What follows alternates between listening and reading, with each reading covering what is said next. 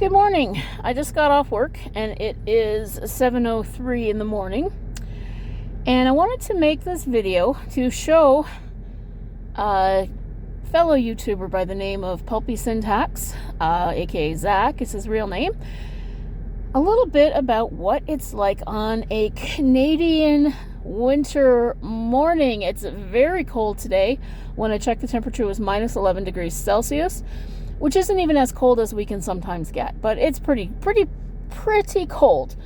Right now I'm sitting here waiting for my car to warm up, and the first thing that we have to deal with is this stuff all over the windshield. Look at that. Now, if I'm really lucky, I don't have to scrape and it's just powder, but let's see what we've got here. Gonna turn on the windshield wipers.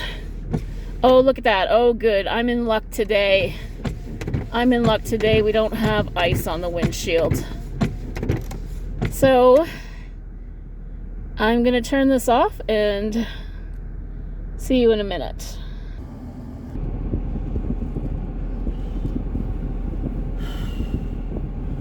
Okay, so now we're gonna start rolling and hopefully this thing will stay upright. I apologize that there's no way to make it any, less crooked. And I'm going to drive slowly, and hopefully I won't get pulled over or anything, because we're technically on lockdown. We're not really supposed to be out doing anything. But I just got off work, so technically I'm on my way home. Think that a cop will buy that if I get pulled over? Probably not. Especially not with a camera on my dash. It also helps if I put on my glasses. So not sure what exactly I want to show you. I just want to, have a look at the snow and what it looks like about towards the end of January. Now you can see across the street from where I work, there's piles of it at the edges of the road. And people from warmer climates sometimes don't really know how to deal with snow. My sister was in the American South many years ago. I believe she was in Georgia, and they don't get a lot of snow there. So, of course, they get an inch of snow, and the whole place has to shut down. So she showed them how to get your little shovel out and push it off the sidewalk. And she's like, no, don't worry, everything's fine. But they all thought she was crazy, which she actually is, but... And I'm reminded of an old TV show. You can probably find clips of it on YouTube. There were several of them. One was called Night Walk, and another was called Night Drive. And it used to run on, I believe, Global. And after all the programming was done, they would run it and they would have like this jazz music playing over it. And it was always on at like 4 and 5 in the morning. And when I used to get high, my friends and I used to sit on the couch and watch it. And it was really trippy. Of course, it's been a very long time since I got high.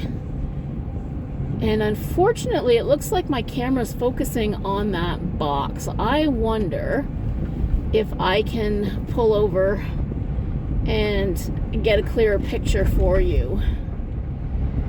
Just gonna pull over here, so it'll take a second.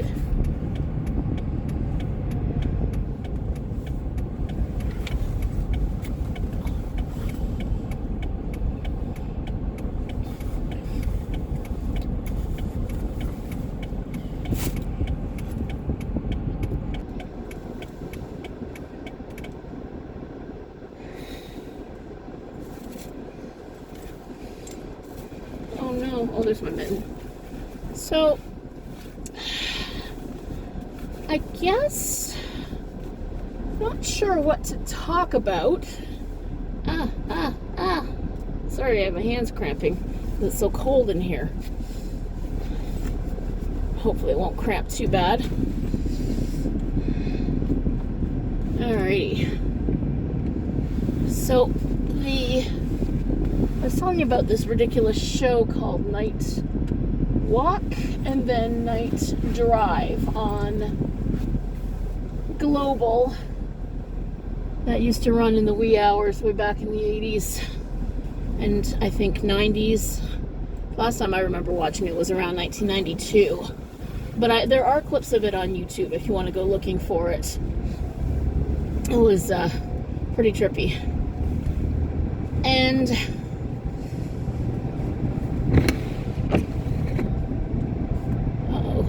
what's that focusing on? So this is Kitchener, Ontario. We're about an hour west of Toronto. And it's got a very heavy German population. The area was settled by German butchers, if you can believe that. And it was actually called New Berlin until the war.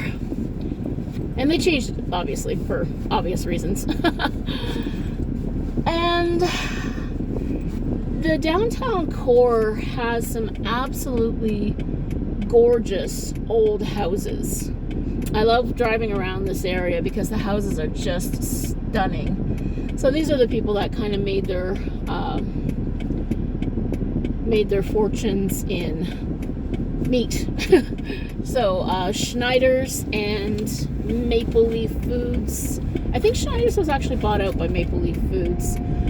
They were business rivals for a time, and then eventually Schneider's, I think Schneider still is one of the brands, but it's not like the only brand.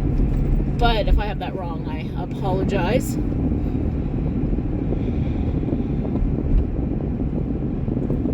But you can see there are lots of really beautiful old Victorian homes. A lot of them have been renovated, turned into apartments, and broken into businesses and so on. But you still get some really nice big old houses around here for those of us that dream about having money one day. So I'm kind of going slowly, but I guess you can hit pause if you really need to look at something. I wonder, oh, there's a fellow going by.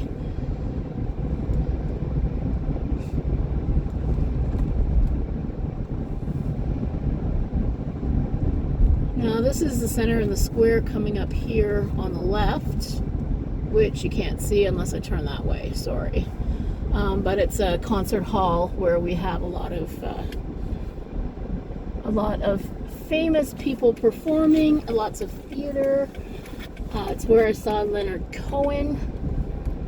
I was quite pleased to have been able to see him before he passed away.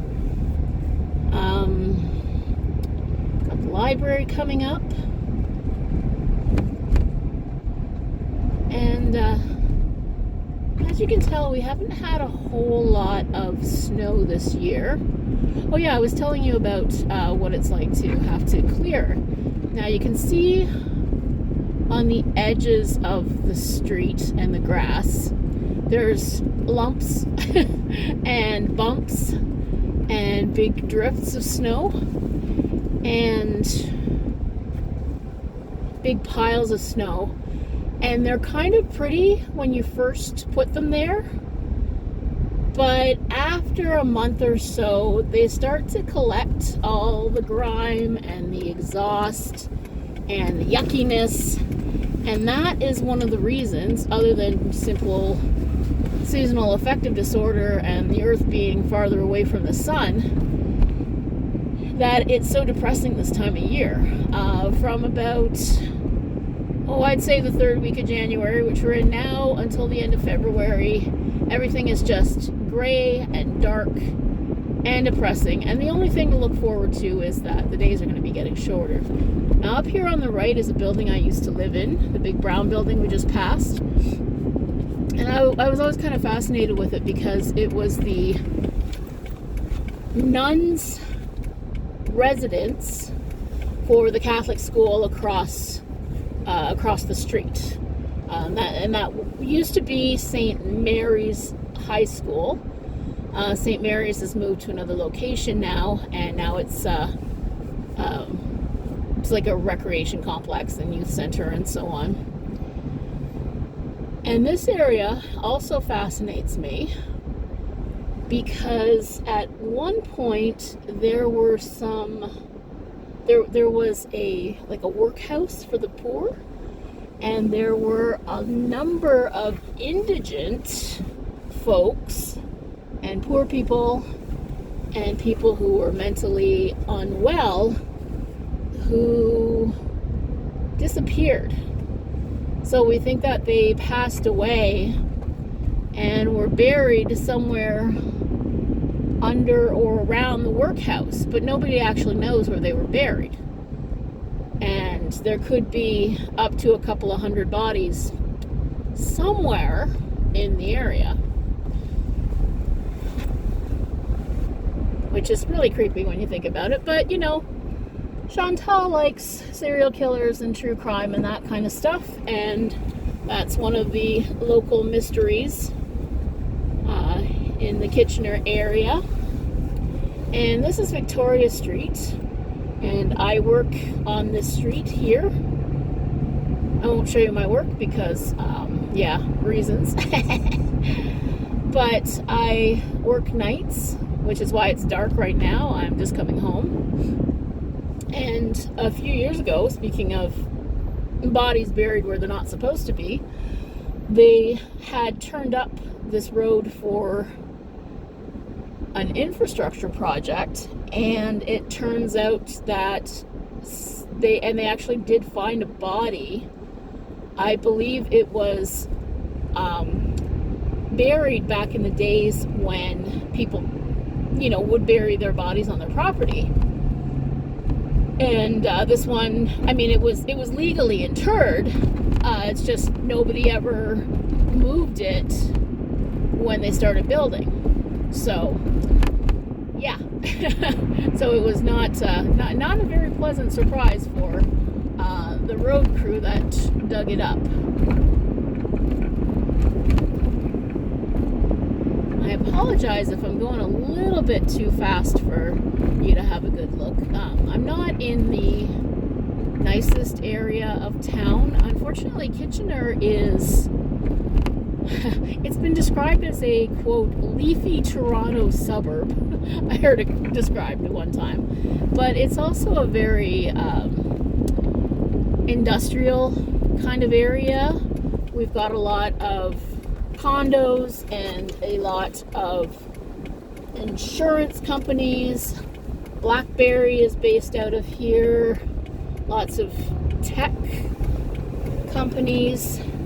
So that's not maybe necessarily the most aesthetic kind of area, but it's definitely, it's one of those areas that's big enough to have everything you kind of need or want, but also small enough that you don't feel completely lost or overwhelmed. The rent is a little cheaper than Toronto, not much, because I guess with COVID and everything, the rents in Toronto are starting to come down. But downtown Kitchener is still a place where a lot of people that work in the city will buy a condo because it's much cheaper than it is to buy in Toronto. So although I will say it's very, very, very unlikely to buy real estate for less than $500,000 here.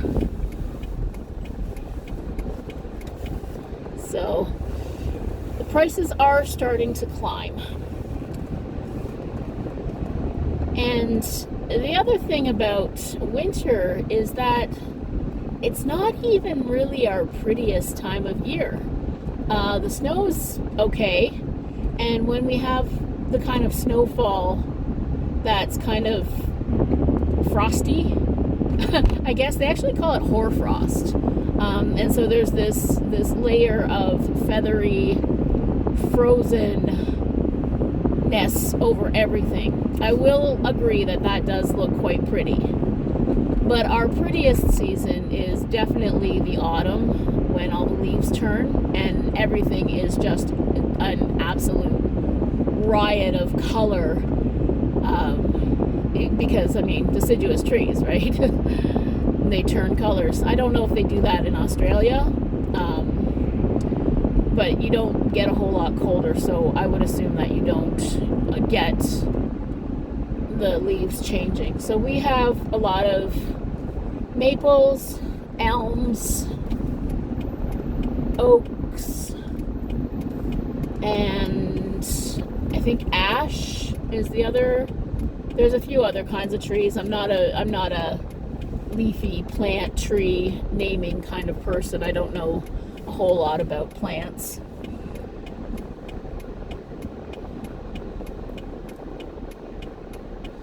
Oh, and this area is we've got it at the wrong time of day. You were talking about freshly baked bread.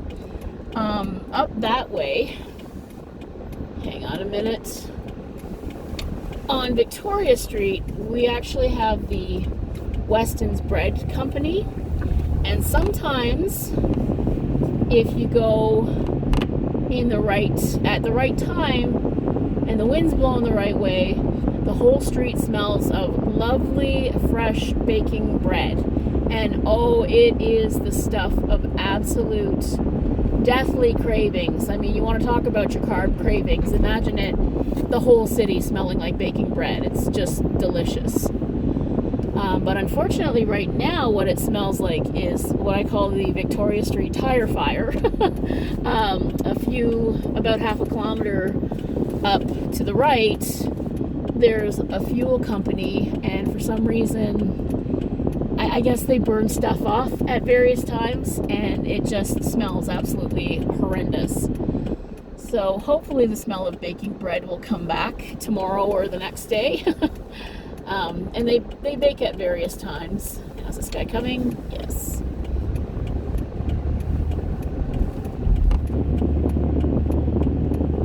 So that's my small city. One of these days I will try, maybe if we get some nicer snow and it's not all gray and depressing and industrial, I will try to make a video for you showing nice snow and some more like woody parks or nicer areas that aren't all dead and depressing and wintry looking. But it's very definitely winter. We're right in the dead of winter right now.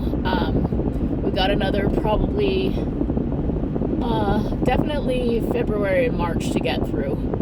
But we can. I mean, the way I get through winter is I tell myself, okay, so today is January, what is it today? The 24th? No, 23rd, which means there's 8 days left of January. And then February is very short. That's only 4 weeks, which is 28 days. Now, if 28 days plus 8 days is 36 days. Now, if you think back to the last 36 days, that only takes us to, what, the middle of December? That wasn't that long ago.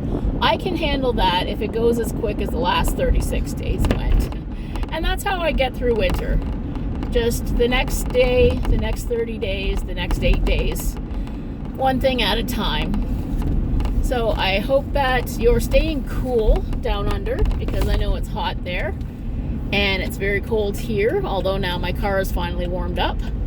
But I hope you like this little drive around my corner of the world, and have a great day, or I guess it's night where you are, so have a great night, and I'm gonna try and get some sleep. Talk to you soon.